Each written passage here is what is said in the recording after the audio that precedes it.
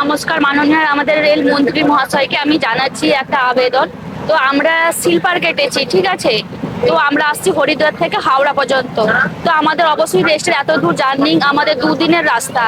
তো আমাদের স্লিপার যে বেডে কেটেছি ওটাতে লোকেদের একদম, আর এই বগিটা যদি আমি তোমাদেরকে দেখাই, তো এটা জেনারেল বগি না স্লিপার বগি, এটা তোমরা একটু দেখো। এর গরমে আমার এখন শরীরটা খুবই অসুস্থ।